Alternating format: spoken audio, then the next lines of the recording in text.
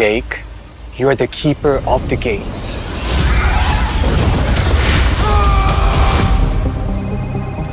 When you were a street cop, you weren't on the phone all the time. It's my job, Frank. Life's not a destination, Jake. It's what happens here and there.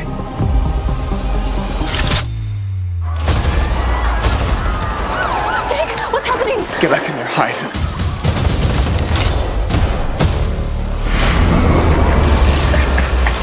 Get back!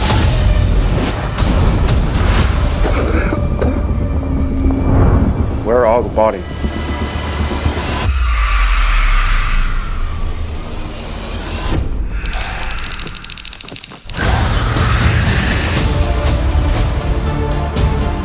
Follow me. Where am I? It's another reality, a place for those who have lost their way. You are the gatekeeper.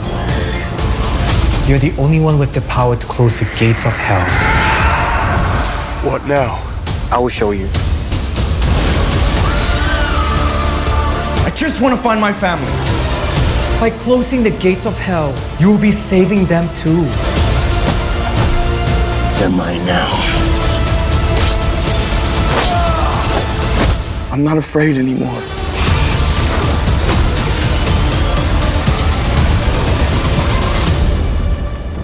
Your journey has just begun.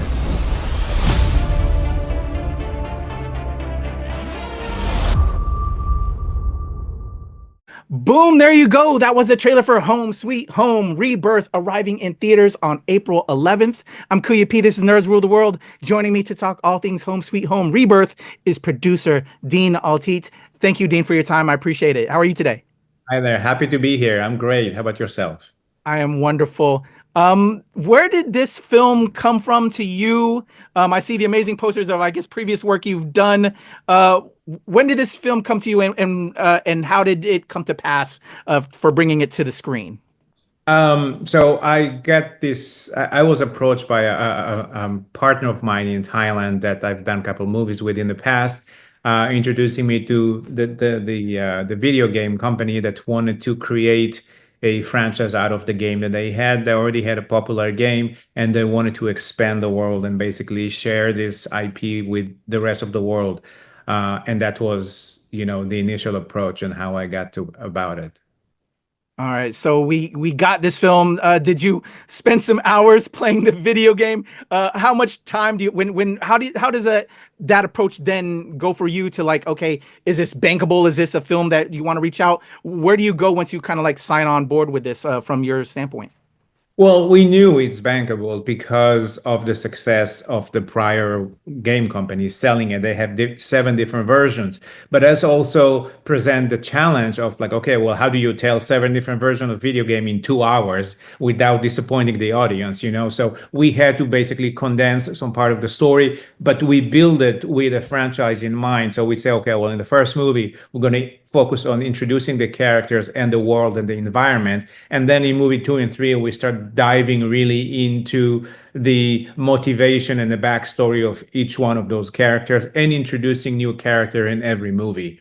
And so that was that part of it. And the other thing was the game itself is very gory and very bloody. So we figured we need to reduce that. We need to tone that down and then put some more action sequences, so more supernatural environment, and a lot of very relatable elements to try to make the movie as relatable as possible with the audience.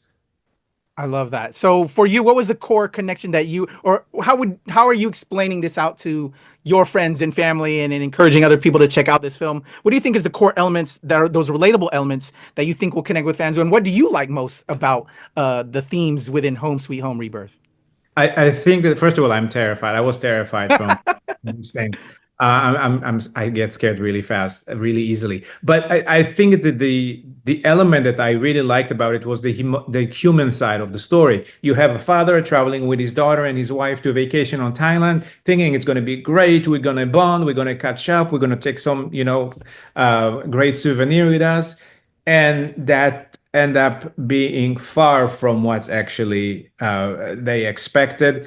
he find himself in a situation where he have to fight for his family, he have to fight for his life, and he have to protect his wife and his daughter to get them back.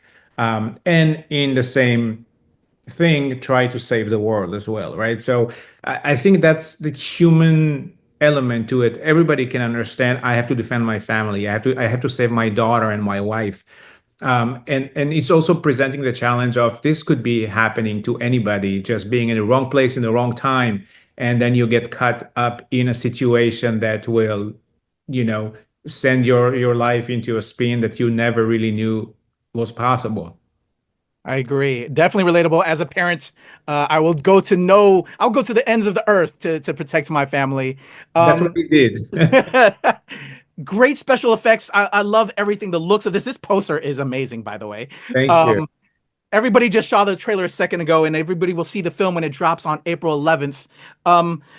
Casting this film, we have William Moseley and Michele Morrone. Can you tell me about the actors that you brought to bring this film to life? Yeah, Michele Morrone, obviously, he's super popular for other type of pretty boy type of movies, and he was excited to come on board for this movie because he is the villain of the movie, and he's distorted and he has the face not as pretty as you see him on other movies, and that was a challenge for him, that he wanted to show that I can do other things, and he can. William Moseley bring more of the dramatic side of the acting and the father figure. He's very credible with his demeanor in the movie, and you really believe and feel for him, through the process that he goes through in the movie. The casting was a nice experience, actually, because we very early on agreed that these are the people that we want. We saw them read.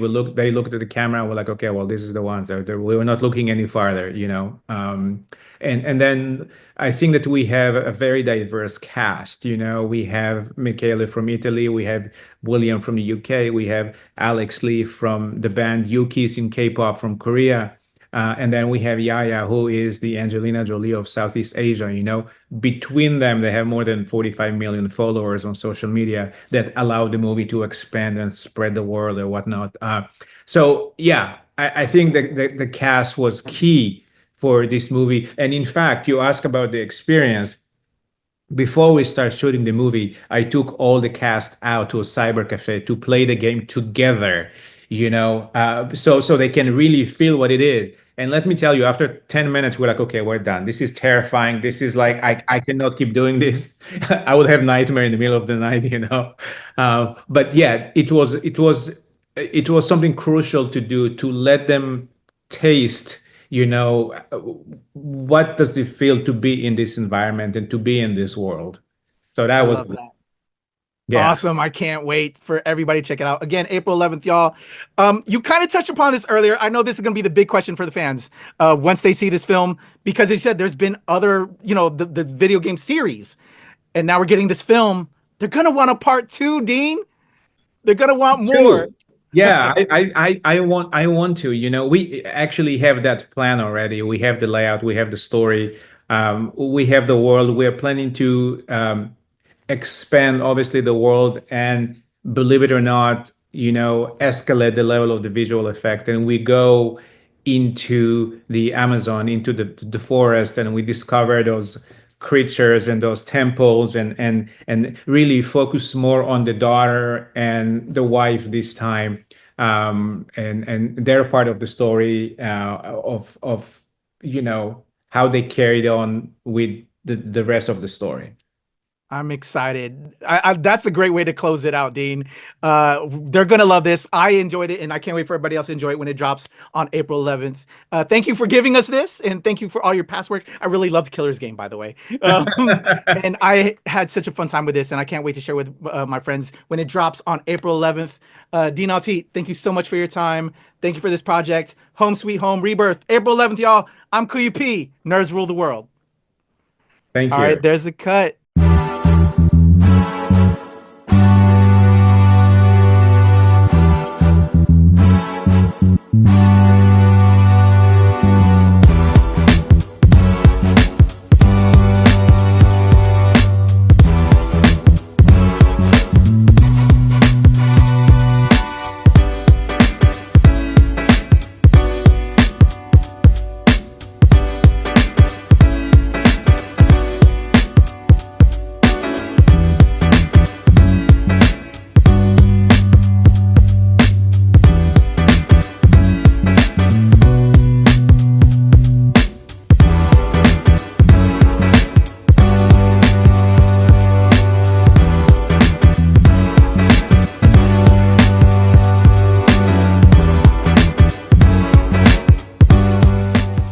Nerds rule the world. Pleasure chatting with you. Love to all my nerds who rule the world. Nerds rule the world. Yes, we do. Thanks. Nerds rule the world.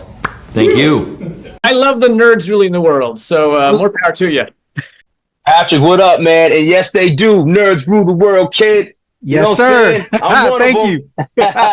Awesome. Kuya P, nerds rule the world. Hello. Yes, they do. Yes. Oh, Nerds rule the world. I got. It's in the title of your show, like Nerds Rule the World. Like, I want more black weirdos on screen, and I don't feel like we ever get to see that very much.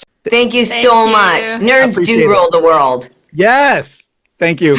Thank you, Nerds rule. Love it. Hello, Sarah. Hello, Julie. Yes, yes. Rock on. I love it. Thank you so much.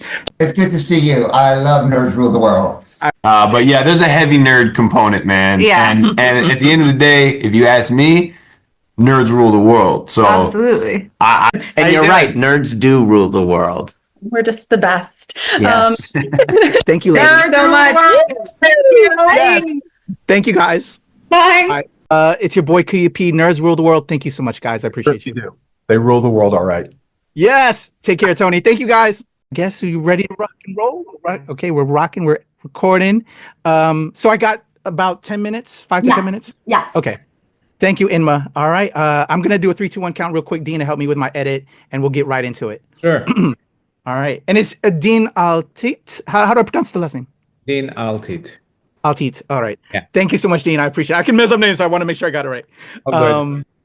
Here we go. In a 1, 2, 3.